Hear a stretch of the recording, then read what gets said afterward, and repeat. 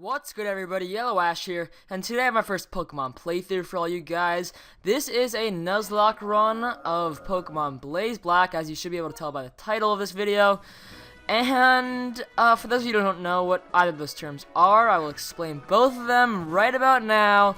Pokemon Blaze Black is a hack of Pokemon Black, evidently, and it features all 649 Pokemon up to 5th generation, a new trainer difficulty, along with some new dialogue and items that you couldn't acquire in previous games, such as Black and White, like the bicycle, which we're about to receive at the beginning of the game, and some type changes to Pokemon and moves. Before I explain the Nuzlocke rules, I'm going to go ahead and name ourselves Ash here, because I am Konoha's Yellow Ash. So Nuzlocke, I'm using 6 rules. They should be in the description, but just in case you want to hear my lovely voice explain them to you all, here you go. Number 1, I can only catch the first encounter in every new area. Number 2, any Pokemon that faints is considered dead and must be released. Number 3, I must nickname all of my Pokemon.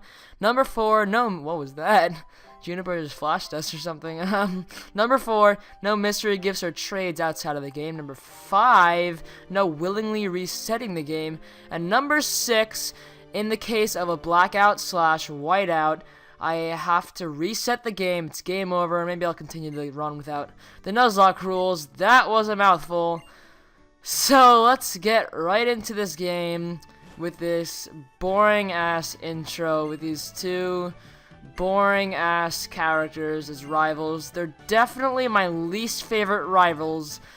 They beat 3rd gen rivals, May and Brendan, who have like no fucking characteristics at all and are just dull and boring, and these 2 are worse than that.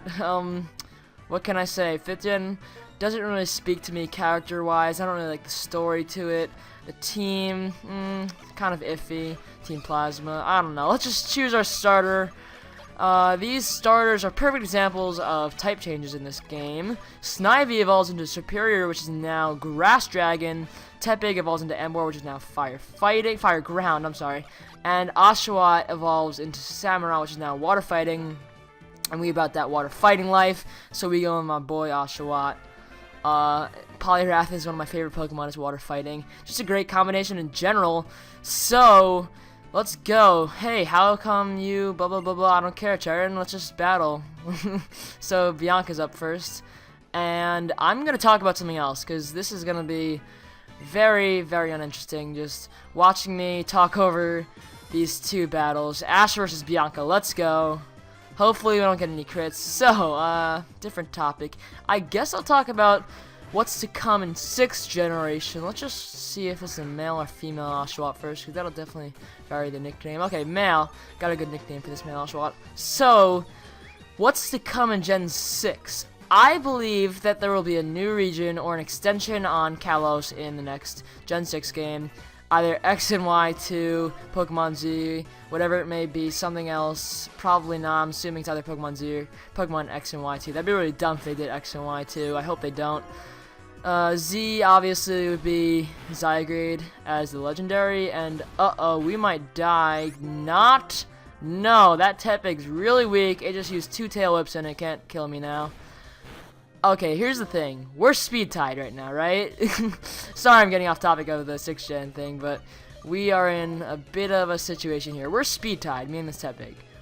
So, I just have to hope that we outspeed it. Hopefully we do. Nice! Sweet. Okay, that was a close one. Didn't want to have to restart this game. So, back to the 6th gen stuff.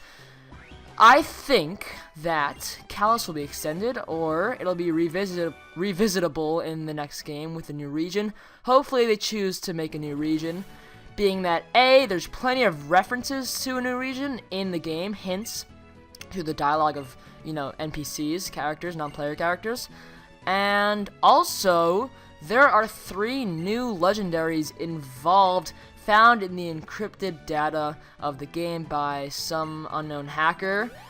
So, what I believe we can note from these legendaries would be that they're going to be roaming legendaries of this new region. I think their names are Diancie, Volcona, I don't know, that was a real guess, but I just know that the types are fire, water, and Diancie, I don't know what type he or she is. I think they're all non-genderless. And yeah, I forgot the types, I'm sorry. But go look it up if you're interested. If you already know about this is just recap. So what I think we can note from these three is that there'll be roaming legendaries in the new region, whatever they may call it. And there's also data of 2 new Mega Evolutions, which should appear in the next game, Megaladios and Megaladios. So I assume that they'll go straight for the sequel if these legendaries were just found, they were put in a data of X and Y, instead of having a remake, say, of Ruby and Sapphire, which I kind of wanted on the 3DS, but I don't think it's going to happen. I've decided against that. And we'll see in the near future what these games could hold. I think that they can utilize, if they are having an extension on Kalos and not choosing a new region to make, they could utilize some empty parts of Kalos, like the factories in the desert. I saw a really interesting picture noting that 3 of the factories were run off of fire or lava, water, and air, which could represent Kyogre, Groudon, and Rayquaza, which could lead to an event or multiple events in the future for the upcoming games or game. And that's something to look forward to, I guess.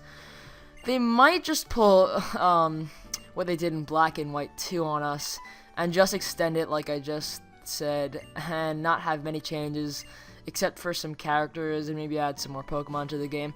Although X and Y's Pokédex was really filled up. So we got through these battles. Now I think we're gonna get a bicycle from our mother. Yes, mother, thank you for healing us. Very motherly of you. And bicycle and phone. So we got a bicycle here, which we're gonna register, take for a joyride. And we don't get a phone. That's strange. Maybe we get it in the future. Let's just check our... Nope. Let's check our fast pace on the check speed option. And register a bicycle. Because we feel like it. Because I think most people have bicycle registered as their main item. It's just definitely the most used item. Key item, that is. I don't like the new feature in 5th gen that lets you use multiple items as registered items. I just don't feel like it's really efficient, and there's no point in registering them if you just have to go through the list of them when you open up the registration list. I like what X and Y did to it better. It was more of like a Zelda kind of thing, where you assign them to buttons, you just assign them to the cross pad, which is pretty nice. Okay, I think that's enough of the bicycle ride here. We're gonna go ahead into Bianca's house, find out what's going on over here. And she's talking to her dad, that's right. So her dad won't let her go on this adventure, but I don't see him giving her a hard time, like right when she walks out the door and like leaves. She just straight up leaves, like without any permission. Like, I think in this universe, most parents would like encourage you going on a Pokemon journey. It's like, you know, a Jewish parent encouraging his or her son to have a bar mitzvah. I mean, I don't know, I could be wrong. So, into Juniper's office we go, and she's going to introduce herself again after you just had a 30-minute introduction at the beginning of the game, you bitch. Not 30 minutes, I exaggerate time in Pokemon, because it just seems like so long. These introductions to the Pokemon games are so long.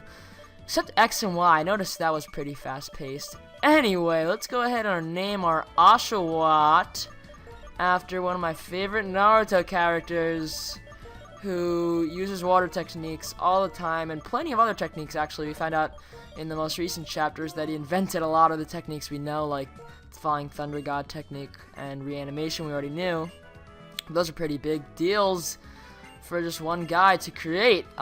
Here we are, back to Professor Juniper, and she's asking us if we're on a Pokédex. Of course we do. So, yes, we got a Pokédex. That's great. Now we can go and learn how to catch a Pokemon for the 500th time, being that this is the 500th installment of a Pokemon game. I'm joking, of course, but let's go do that. Enough of this dialogue bullshit. Let's just go. I want to catch my first Pokemon. Hopefully it's not a Rattata, Bidoof, Sentret, Zigzagoon, or Patrat. Anything else would be fine, which is like 50% of the Pokemon that I just named, so the odds are against me right now. Or on my side, it's 50-50, like I just said. Hopefully we can get a Starly. That'd be great. Or a Pedo for any of the flying types, like a Tailo. So, we're off. We just got our town map. Saying goodbye to our mom. Goodbye, Mom. Thank you. Have a great trip yourself at your house, I guess. Yeah, we shall go to Route 1 Cherin. Thanks for recommending it. I actually just recommended it when we were at my house like 20 minutes ago. But I guess you guys just wanted to have redundant battles. That's fine. Whatever. As long as you don't knock me out in the future. As long as you don't get any bullshit crits in the future on me. I'll be really pissed off, guys.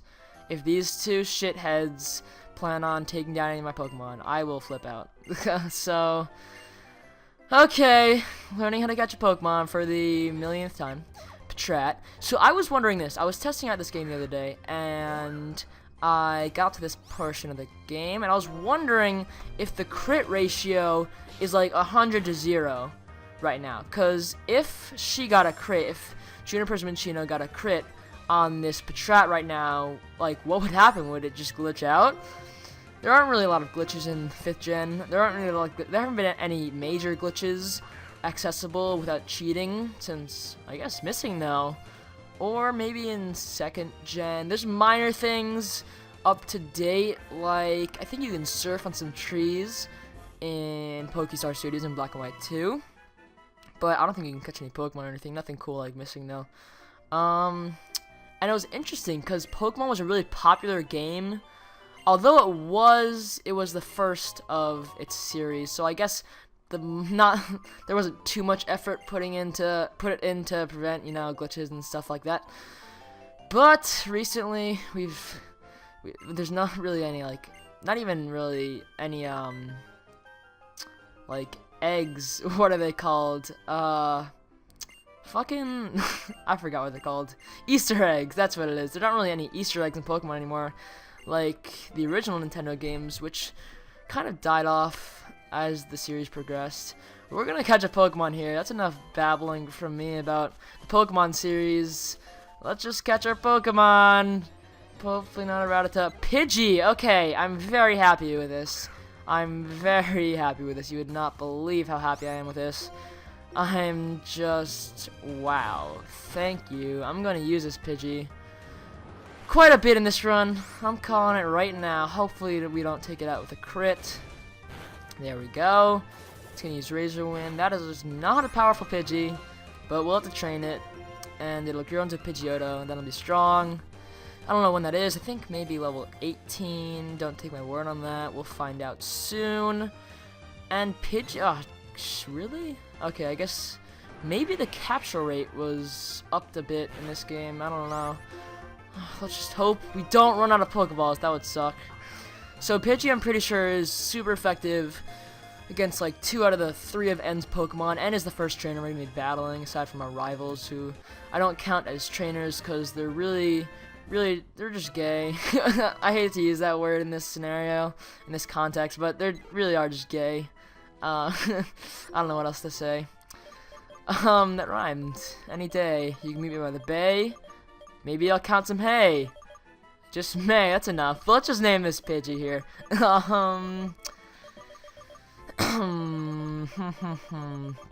Okay, Pidgey.